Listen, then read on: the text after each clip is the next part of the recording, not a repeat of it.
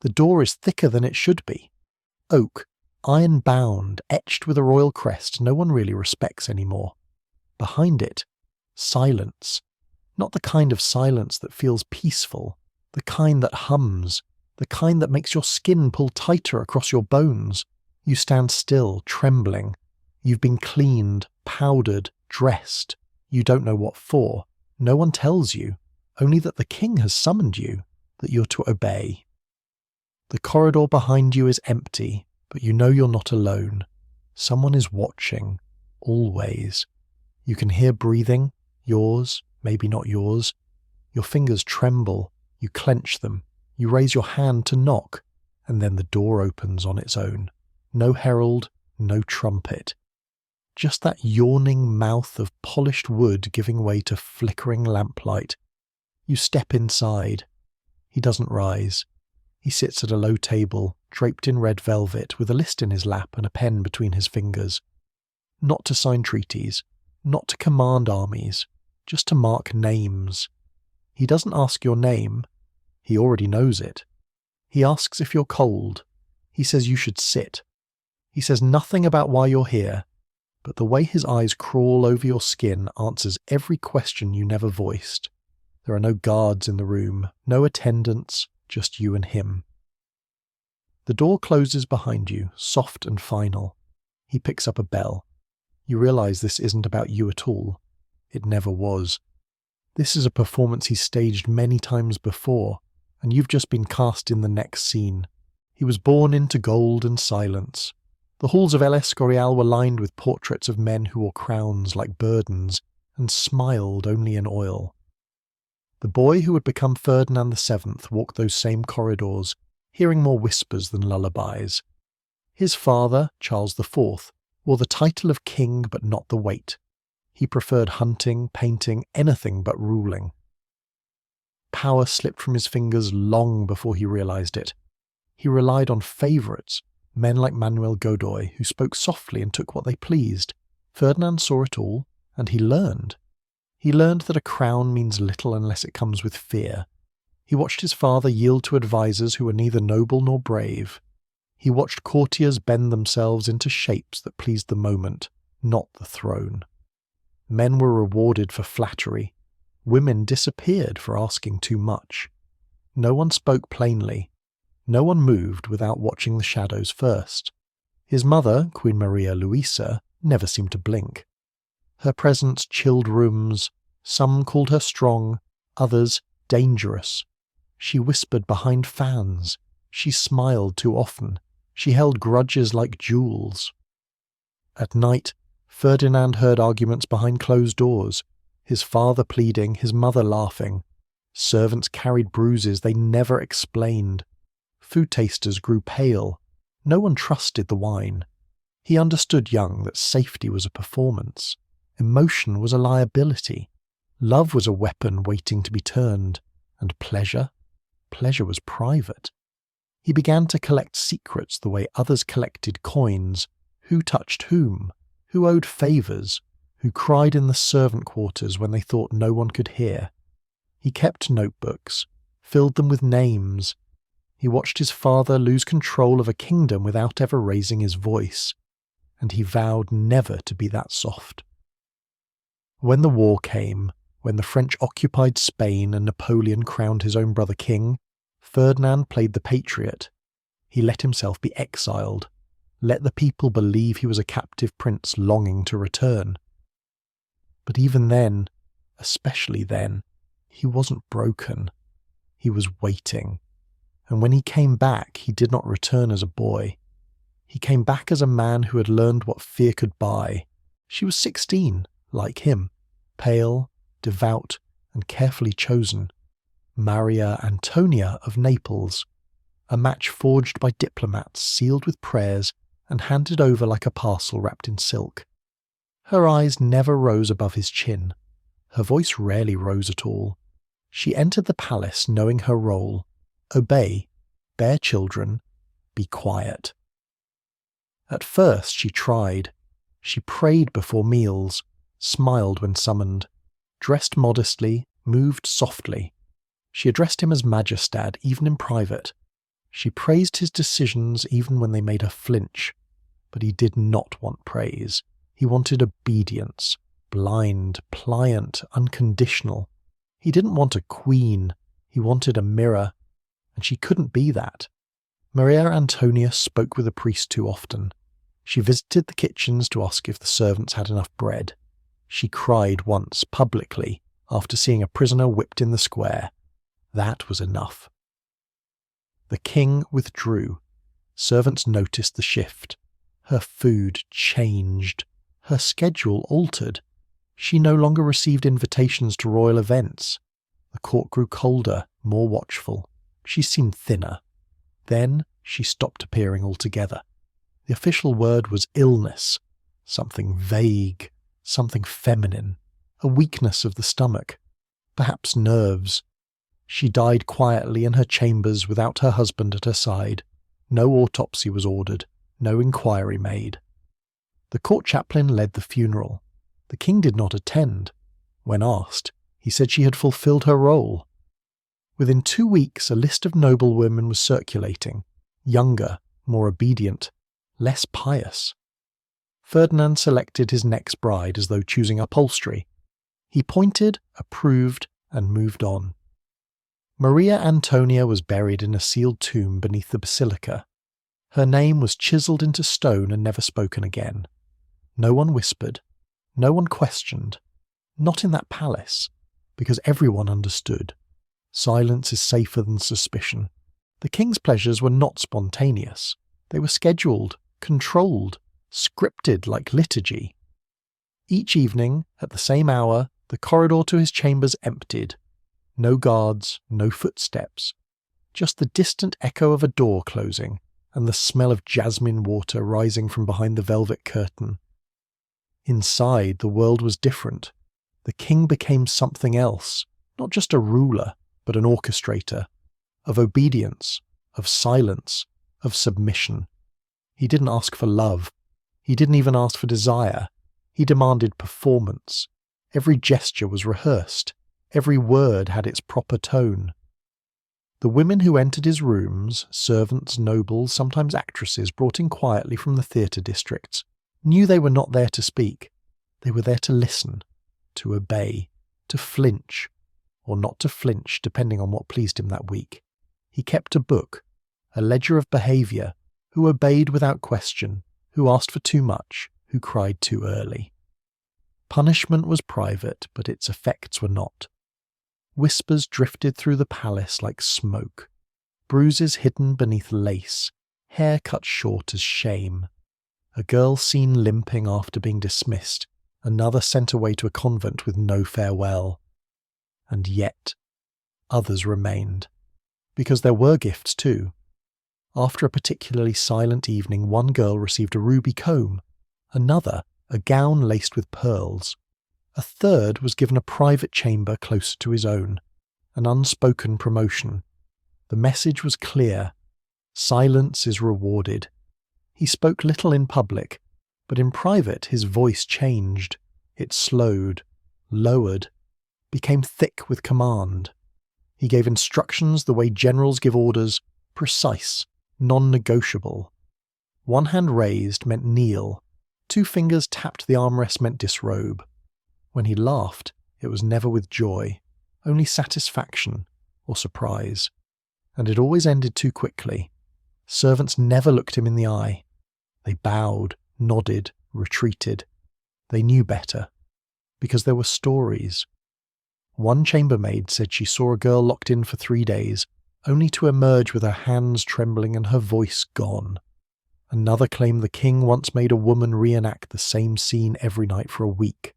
Same words, same movements, same silence. He wasn't after novelty. He was after control. Predictability comforted him. Disobedience, no matter how small, became obsession. He would repeat phrases back to women until they learned to echo him exactly. He'd change their names, dress them in others' clothing, reassign their identities as he pleased. None of this was questioned, because he was the king, and because in his world pain and obedience lived side by side, and behind locked doors No one screamed twice. They called it the retirada, the removal, but no one said it aloud. When a girl's name was whispered by the wrong man in uniform, her family understood. The next week a carriage arrived, always at dusk, always with black curtains. She was dressed in court-appropriate fabric, nothing revealing. But the stitching was tight, the neckline firm, like a second skin. Her mother kissed her on the forehead. Her father bowed. No one asked where she was going, but everyone knew. Inside the palace, the girls were not received like guests. They were processed. A woman, never a man, would greet them at the private wing. She carried a ledger and a silver ruler. She measured wrists, ankles, hair length, teeth. She asked questions. Can you read? Can you sing? Have you bled yet? The girls never asked questions in return. They were assigned new rooms, new garments, sometimes new names. Their family name was never spoken again. Their histories became burdens, stripped away like corsets. This wasn't a brothel. It wasn't even a courtly love affair. It was a system. There were always about 15 girls, never more, never fewer. When one left, by carriage, by convent, by coffin, another arrived within the week. They dined separately. They were not allowed to speak of what happened in the red curtain room at the end of the hall. But at night, their dreams gave them away. Some woke up screaming. Some stopped sleeping entirely. Each girl had her own maid. But the maids were not for comfort. They reported directly to the chamberlain, who was docile, careful, and very thorough. Records of their presence existed briefly. One girl's name appeared on a laundry receipt, another on an inventory for imported perfume. A third was mentioned once in a wine cellar log, noted only as accompanying the sovereign. But within weeks, the ink faded, or was scraped clean. Even the paper seemed to forget them. Some returned home months later, pale, changed, sometimes with small fortunes in jewellery. But they did not speak of what they'd seen. One noble girl, sent back after 3 months, refused to enter her family chapel again.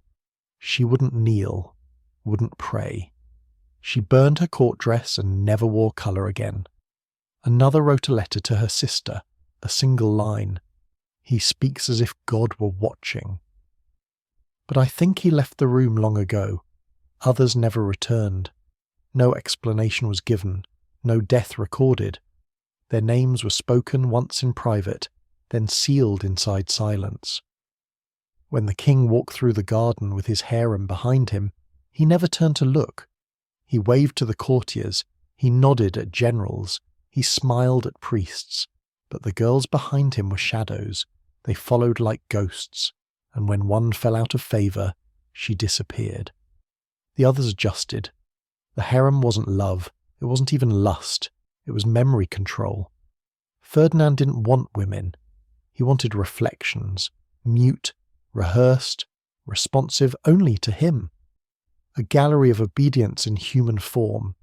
A place where power could be practiced nightly, with no audience, no limits, and no history. The trunks were bound in leather, heavy, unlabelled. They sat in a locked chamber of the palace behind a false wall untouched for years. The room smelled of paper, candle wax, and something older, like rot that had dried into dust. They weren't marked as royal archives. No insignias, no ribbons, just bundled stacks tied with silk cords, stacked tightly inside. One aide opened them after Ferdinand's death, thinking they contained state papers, treaties perhaps, military maps. What he found instead were letters, hundreds, all in the same hand, the king's. They began like lists, dated, numbered, clinical. Subject 12, arrival satisfactory, height within preferred range, teeth excellent, compliant disposition, recommendation, repeat visits. Each subject had her own page, sometimes several. He gave them pseudonyms, Flora, Magdalena, Sorrel, names that sounded invented, like characters from a play. Under each, notes in tight, deliberate script. Responds poorly to pain, but weeps beautifully. Laugh too sharp, retrain voice. Preferred when silent, good wrist shape.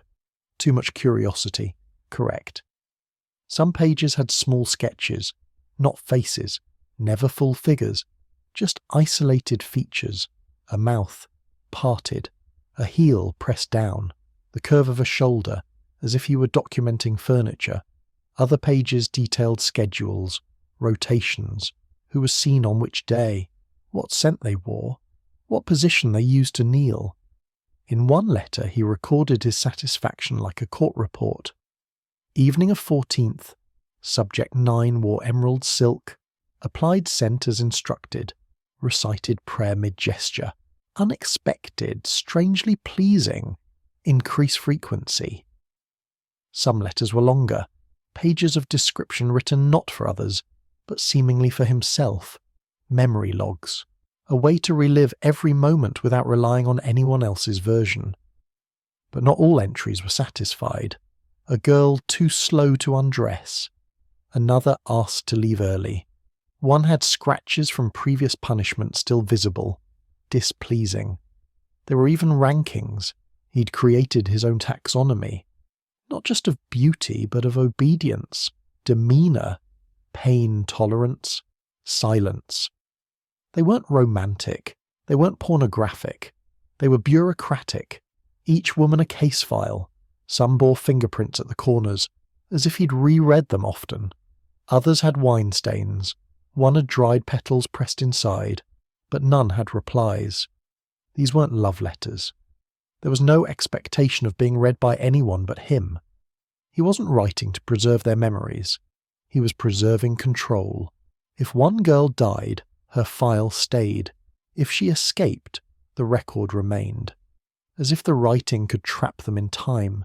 The officials who found the collection didn't report it. They burned it, quietly. In the courtyard, just before dawn, they said it was for national dignity, for the honour of the crown, but not before a few pages were copied, and not before a few eyes read things they never forgot. One page made its way into the personal effects of a court translator. It described the sound a girl made when she thought she was alone. She hummed. 3 notes, repeated. I let her finish. It was the last sound she made before compliance. He underlined compliance twice. Another aide found a list titled Candidates for Substitution. A fresh batch. Selected years in advance. Some were only children at the time. The letters were never meant to be seen. They were mirrors, held up to a mind that had grown used to unchecked power. And unlike portraits or paintings, they weren't meant for admiration. They were meant to remind the writer of what he could do, and what no one else could stop. They bowed deeper when he didn't speak. It was the silence that ruled, not the voice. A word from Ferdinand was rare. A command was even rarer. But a look, a hand gesture, a pause too long, that could change a man's future, or end it. His ministers learned early that obedience didn't require understanding. They followed not because they respected him, but because they feared the space he created. That hollow space where decisions had no anchor, only danger. When Ferdinand entered the council chamber, no one spoke first. They watched his hands. If they rested on the table, they could proceed. If they drummed against the wood, they stalled. If he leaned back in the chair and closed his eyes, they changed the topic. Those who didn't learn the rhythms didn't last. It wasn't just ministers. Generals who won wars were sidelined. Advisors who offered sound strategies were dismissed. What he wanted wasn't competence. It was quiet, and the court gave it to him. Painters surrounded him with flattery. Canvas after canvas showed him taller than he was, stronger than his frame allowed, younger than the lines around his mouth revealed. One even gave him the build of Hercules, broad shoulders, muscled calves. He kept that one above his bed. No one painted his hands. They were soft, damp, fidgeting, always moving like they were trying to escape the rest of his body. When a new court priest once dared to preach on humility, he was reassigned the next morning. He left the palace with no word of farewell. He died within the year. Natural causes, they said. The guards knew the corridors best. They heard the screams. They saw the women brought in through servant entrances. They saw which servants were dismissed suddenly and never spoken of again. But they were rewarded. Higher pay, family protection, better postings. The ones who stayed silent longest became his shadows, standing just outside the frame, never speaking unless summoned. Even his own family treated him like unstable glass. His sister addressed him only by title, even in private. His cousins made excuses to avoid holidays. When one niece asked why the king never laughed, her mother slapped her so hard she didn't speak for 2 days. And when a noblewoman from Aragon once refused an invitation to visit the palace privately, her father lost his lands within a month. The reason was never made public. But the lesson stuck.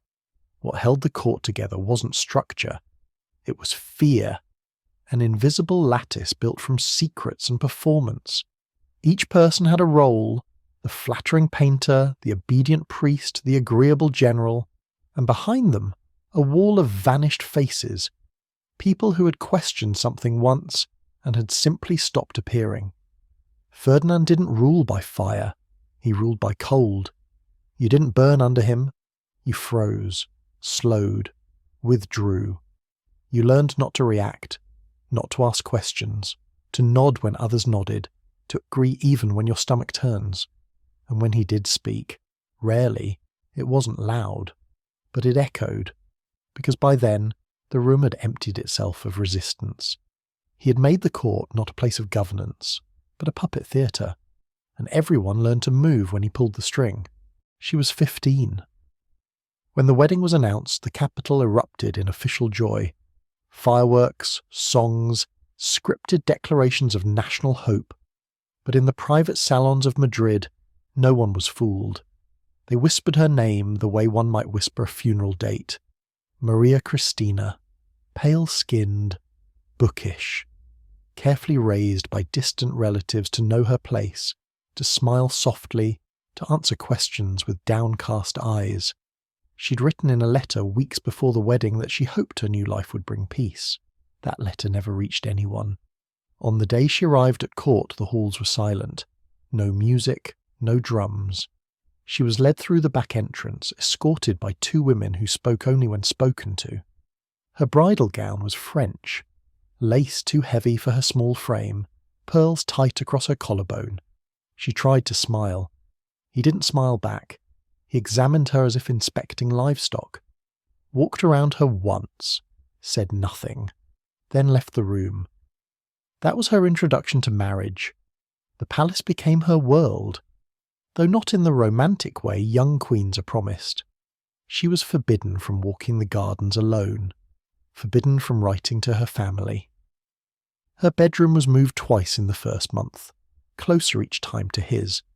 The maids assigned to her changed weekly, always watching, always quiet. She bled often, from nerves, from roughness, from something unnamed that the court physicians only called the strain. She never conceived. He blamed her. In private, he began referring to her as the empty one. Not to her face, never that, to others.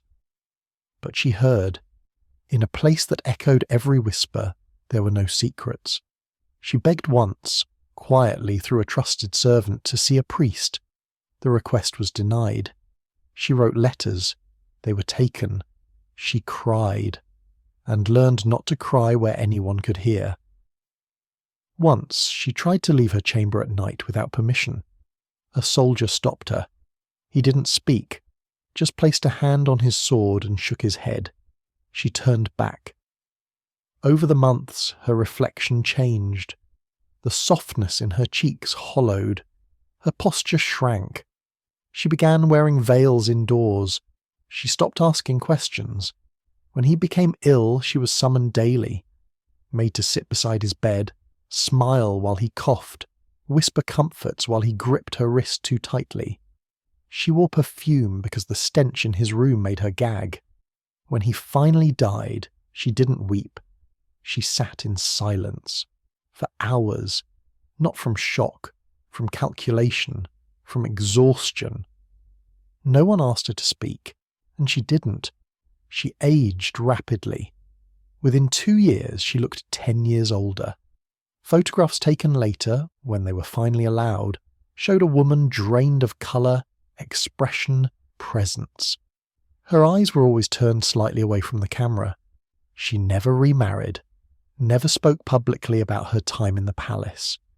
When asked, she'd say only, "The past belongs to God." The servants who remained after Ferdinand's death said she wandered the corridors alone some nights. She'd place her hand on the oak doors she was never allowed to open. She'd whisper to them, "Wait," then walk away. And when the palace was finally emptied of his presence, his clothes, his portrait, his habits, she locked herself in the smallest room of the east wing. No windows, just a single oil lamp and a writing desk. She lived. But she never escaped. Not really. The door wasn't marked. It looked like any other. A polished slab of oak tucked between 2 columns at the end of a servant's hallway, just below the main residence.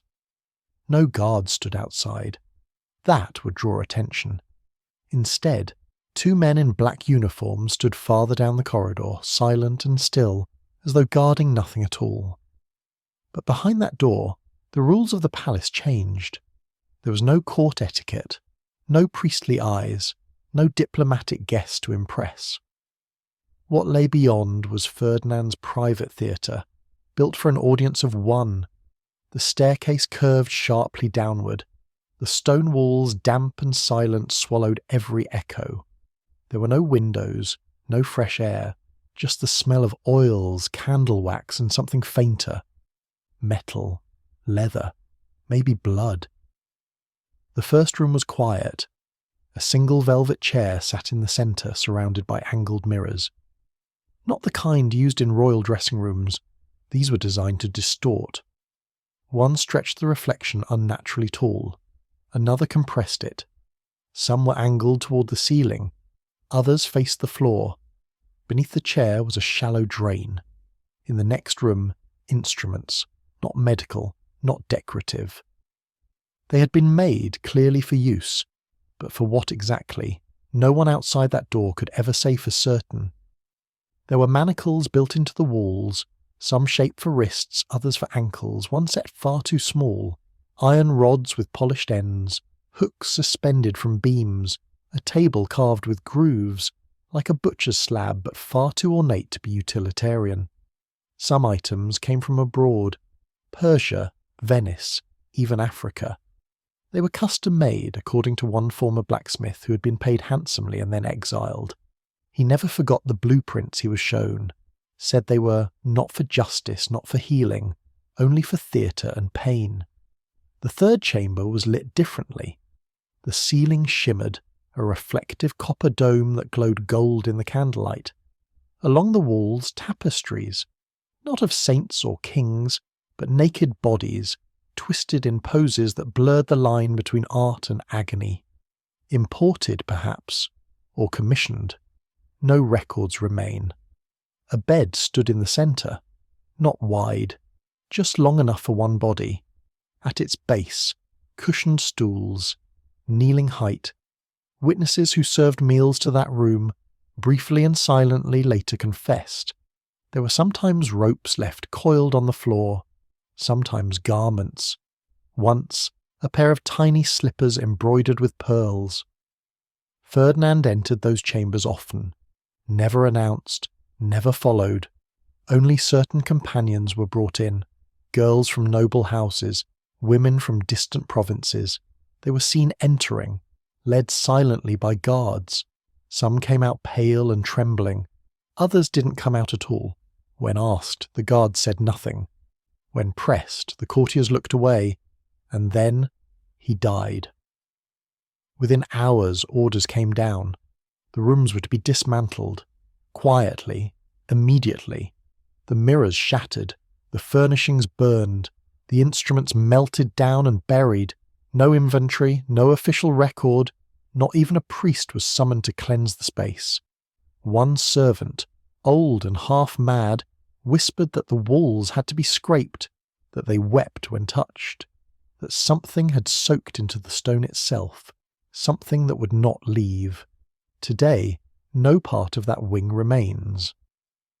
The staircase was bricked shut, the hallway repurposed. No plaque marks the spot, but the foundation remembers. The stones hold silence like breath held too long. And in the deadest hours of the night, some say, the air beneath the palace still smells, just faintly, of iron and wax. He died swollen, gasping, and alone. Ferdinand VII, King of Spain, ruler of empires, self-declared chosen of God, died not with a crown on his head, but with phlegm in his throat and a fever in his blood. His body had turned against him. The same flesh he once used to dominate and humiliate now sagged, bloated, rotting before it stopped. The servant said he called out toward the end, but not for his wife, not for God. He called for the names no one dared write down, names that had been scrubbed from letters, removed from household records, erased from birth ledgers. First names, soft names, names that once trembled behind locked doors. None of them came. When the breath left his body, there was no scream, just a long, bubbling silence. His chamberlain waited 3 full minutes before announcing the death. Then the machine began. The court moved fast. Orders were issued before the body cooled. Black drapery lined the corridors. Cathedral bells rang across Madrid. Painters arrived within hours, tasked with crafting an image of peace and piety. The king was to be remembered not as a tyrant, but as a father, a husband, a patriot. Priests wept at the pulpit. They spoke of a suffering man who bore his burden with dignity, a Catholic ruler who restored the soul of a nation. They omitted the hidden doors, the girls who vanished, the letters no one was supposed to read. But too many had seen too much. A palace guard who'd kept his post for 2 decades retired quietly, refusing all honours. A seamstress burned the gowns she'd once stitched for girls who never returned. A young priest asked to be transferred, refusing to walk past the corridor where the mirrors used to hang. Whispers began, not public, not at first. Just murmurs passed from servant to servant, from mother to daughter, from chambermaid to noble son. The king, they said, had been sick, but not in body, not only in body. He had lived too long in rooms where no one told him no, where fear replaced advice, where power masked perversion. That was the part they feared most, not what he had done, but what they had allowed. And still, his portraits hung. His name was recited in royal prayers. Coins bore his face for decades. Schools taught his rule as restoration. But in the back rooms of aristocratic houses, when the curtains were drawn, they warned their daughters, never marry a man who builds secret rooms, because walls remember what history tries to forget.